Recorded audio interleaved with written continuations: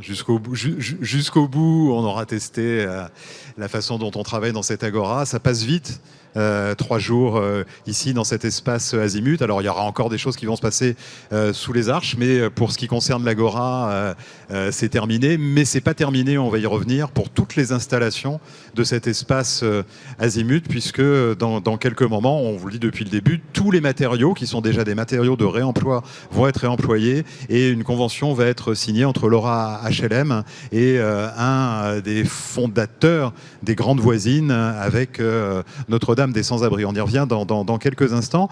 Mais avant, et j'excuse le président de Laura, Marc Gomez, qui a une autre obligation sur ce congrès. On sait qu'il y a beaucoup d'obligations dans un congrès, mais on a la vice-présidente de Laura, Anne Warsman, qui est avec nous. Alors peut-être déjà revenir sur ce qui s'est passé ici, sur ce lieu, pendant ces 3 jours. Comment vous avez apprécié les débats, les discussions, les échanges d'expériences qui ont eu lieu ici sur cet espace azimut? Alors, on avait imaginé ce lieu, on l'avait rêvé, on va dire, déjà. Et donc, quand on l'a découvert, je crois qu'il répondait à toutes à notre rêve, en fait, à notre attente. Et la façon dont il a vécu répondait bien à ce qu'on avait souhaité, c'est-à-dire un lieu moins figé que le reste du congrès, un lieu qui favorise les échanges, les propos parfois un petit peu décalés, des angles de vue différents. Donc je pense que ça a été 3 journées extrêmement riches pour aborder les questions du logement et de la ville, tous azimuts. Et on revoyait juste en s'installant Mourad Merzouki dans les écrans. Il y a eu un moment formidable aussi qui était cette chorégraphie ici en direct avec sa troupe de Pôle en scène. Donc c'est vrai que ça a vécu, y compris sur le plan artistique. Et puis je le disais, et c'est important, et ça a été beaucoup remarqué, ce sont des matériaux qui ont une deuxième vie ici et qui vont en avoir une troisième. Alors, quand même, à propos de Mourad Merzouki, non seulement on a eu une chorégraphie, mais il a fait danser les congressistes. Et ça, je pense que c'est pas arrivé très souvent au cours des 80 congrès HLM qui nous ont précédés. Donc effectivement, on avait fait le choix de matériaux de réemploi. On est dans un secteur qui innove, qui porte des nouvelles façons de construire, et on a voulu être cohérent avec ce qu'on défend et mettre en œuvre justement des matériaux de réemploi. Alors c'est clairement un choix qui ajoute de la complexité. C'est beaucoup plus simple d'utiliser des matériaux neufs. Et ça coûte beaucoup plus cher d'utiliser des matériaux de réemploi parce qu'on est encore dans une phase où on tâtonne sur ces questions. Donc on a aussi pu le faire grâce à la mobilisation de nombreuses personnes, de l'équipe de Laura HLM, des prestataires qui nous ont accompagnés, du conseil d'administration, qui ont aussi vraiment porté à la fois le contenu, une ambition autour du contenu de ce lieu, mais aussi de sa forme et donc de cette utilisation de matériaux de réemploi. Donc vraiment une volonté collective autour de ce projet. Et il va y avoir le réemploi du réemploi, puisque voilà. Ça va nous occuper maintenant. Vous en dites un mot, puis après on demandera à Dominique Delmas aussi de nous expliquer comment tout cela va être utilisé sur le site des Grandes Voisines. Voilà, donc effectivement, on a aussi fait le choix de donner l'ensemble des matériaux à l'issue de ce congrès. Donc pour un usage qui nous est cher, qui est un usage social.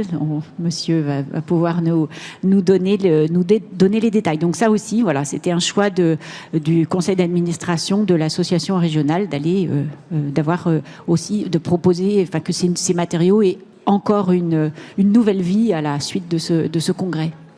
Alors on va écouter Dominique Delmas, président du foyer Notre-Dame des Sans-Abri. Donc c'est parmi les 2 fondateurs des Grandes Voisines.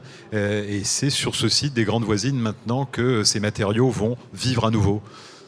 Merci de préciser effectivement la 3e vie de ce dispositif. En tant que président du foyer Notre-Dame des Sans-Abri, j'ai le plaisir de prendre aujourd'hui la parole pour vous présenter le tiers-lieu social et solidaire des Grandes Voisines, situé à Francheville, au sein d'un ancien hôpital gériatrique, l'hôpital Charial. Et au nom des structures qui animent ce lieu, nous sommes 3 à vivre au quotidien sur ce lieu et les représentants sont là. Bien sûr, le foyer Notre-Dame des Sans-Abri, mais l'Armée du Salut et Plateau Urbain. Et je suis là pour vous, et je profite de cette occasion pour exprimer la gratitude qui est la nôtre à la réception de ce don, de ce mobilier urbain, d'autant plus que voilà, on va lui faire vivre un 3e cycle. Quelques mots, là, voici 2 ans que nos 3 entités œuvrent ensemble à la vie de ce tiers-lieu social et solidaire. 2 ans que nos équipes participent d'une part à un hébergement important, puisqu'il s'agit d'héberger 500 personnes en grande précarité. C'était la contenance initiale de cet hôpital gériatrique, et on a substitué des personnes âgées à des personnes en précarité, après quelques travaux bien évidemment, puisqu'il n'y a plus de salle médicale. Mais aussi une activité forte d'insertion professionnelle pour des personnes éloignées de l'emploi. Et puis en dernier lieu, c'est l'objet d'un tiers-lieu, l'accueil de porteurs de projets, notamment des entreprises en création, des artisans et des acteurs de l'économie sociale et solidaire. Donc c'est un beau projet qui nous mobilise depuis 2 ans, comme je vous le disais.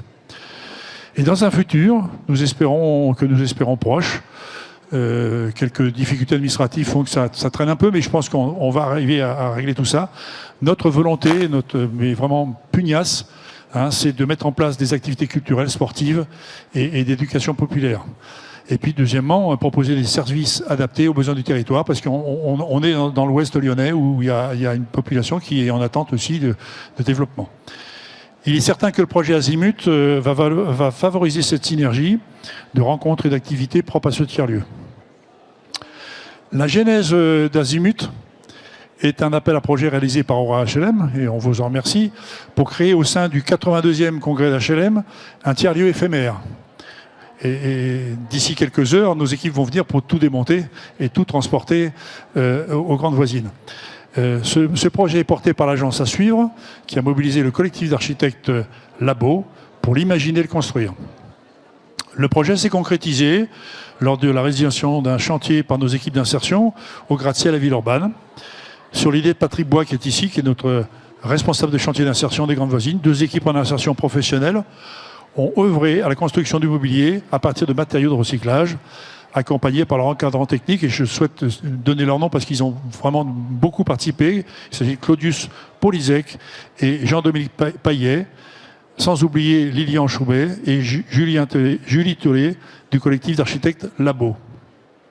Durant 6 semaines, parce que le chantier a duré 6 semaines, l'équipe a coupé, percé, vissé, porté chaque planche qui constitue aujourd'hui les arches et l'agora que vous avez autour de vous. Ils ont ensuite monté le matériel pour qu'il soit prêt à accueillir, montage à blanc, assez classique. Et puis, ils sont venus monter ici pour accueillir la visite du congrès des HLM. Dès la fin du congrès, je vous le disais tout à l'heure, ils vont démonter la structure afin de la déménager aux Grandes Voisines. Ça va se passer dans la nuit, là, me semble-t-il, ou dans la matinée de demain matin. Alors, vous avez vu autour de nous, il y a effectivement une agora, vous êtes installés sur l'agora, mais il y a aussi 4 arches qui vont être dispatchées sur le site paysager des Grandes Voisines. Le site a la particularité d'avoir un grand parc de 5 hectares, ce qui va un peu meubler ces grands espaces qui, pour l'instant, accueillent effectivement les résidents, et puis quelques moutons. Voilà. Une agora et 4 arches qui vont bientôt habiller le paysage hospitalier des Grandes Voisines. 4 espaces qui ont été imaginés. Chacun est axé sur une thématique particulière, mais on vous en parlera juste après. Ils seront de vrais supports aux activités que les équipes mettent en place sur le site des Grandes Voisines. Ils favoriseront le décloisonnement et l'ouverture et seront de nouvelles occasions pour les différents acteurs du site de se rencontrer. La rencontre est très importante dans ces activités, de sortir de leur rôle pour proposer à vivre de nouvelles expériences. Ce projet, pour nous, est une opportunité nouvelle pour le site qui a pour ambition de mixer les publics et les activités, c'est-à-dire d'être un lieu où des résidents, mais aussi des voisins et des porteurs de projets travaillent ensemble, consomment, se cultivent. Pour anecdote aussi, sur le site, il y a un projet qui est déjà bien avancé d'ouvrir un hôtel social et un restaurant solidaire. Au nom de tous les résidents des Grandes Voisines, je tiens à remercier de leur soutien financier, bien sûr, la métropole et l'État. Mais aussi, plus particulièrement, je remercie, à travers mes remerciements, je remercie la vice-présidente de l'Aura HLM de son soutien, mais aussi à suivre, d'être à l'initiative d'Azimut. Mais aussi l'équipe du projet, de sa conception à sa réalisation. Je veux citer le collectif Labo, Julie Tellet de chez Mileka et l'équipe Loxia Socia. Voilà, je suis très heureux de voir le résultat final de ce projet. Je pense que tout le monde... ça a été un peu l'événement de ce salon. C'est la présence de cette agora qui a été un lieu de rencontre. Et j'en profite pour remercier et féliciter nos équipes en insertion parce qu'ils ont besoin d'avoir ce retour, de cette reconnaissance de ce parcours d'intégration, qui ont œuvré durant tout l'été. Ils ont bossé durant tout l'été à la construction de cette belle structure. Alors encore merci à tous, à toutes, et rendez-vous dans quelques jours, je l'espère, pour voir l'ensemble remonter, installé et opérationnel pour le bonheur des résidents, mais aussi de toute la communauté de l'Ouest lyonnais. Merci. Merci. Merci Dominique Delmas. Je pense qu'on va maintenant procéder à la signature qui va formaliser effectivement cette cession de l'ensemble des installations d'Azimut à Notre-Dame des Sans-Abris. Donc vous allez signer entre la vice-présidente de l'Aura et le président de Notre-Dame des Sans-Abris. J'en profite aussi pour remercier toutes celles et tous ceux qui nous ont permis de travailler dans d'excellentes conditions. Donc bien sûr l'agence et toute son équipe. Aïcha Mouadab quand même, parce que un petit peu, tu as un petit peu contribué à tout ça. Donc voilà. Et puis alors derrière ces portes que l'on n'ouvre jamais, qui sont derrière nous, on ne les ouvre pas parce que derrière il y a toutes les équipes techniques qui nous ont permis effectivement aussi de travailler dans d'excellentes conditions, au son, à l'image, à la réalisation. Et je voudrais aussi qu'on les remercie chaleureusement parce qu'en plus on ne les voit pas, mais eux nous voient et ont vraiment assuré toute la technique de cette partie de l'Agora depuis mardi.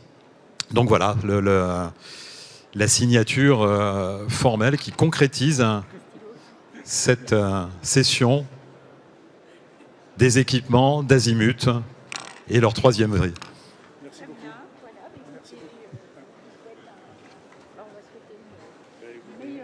Merci à vous tous pour votre présence et votre patience.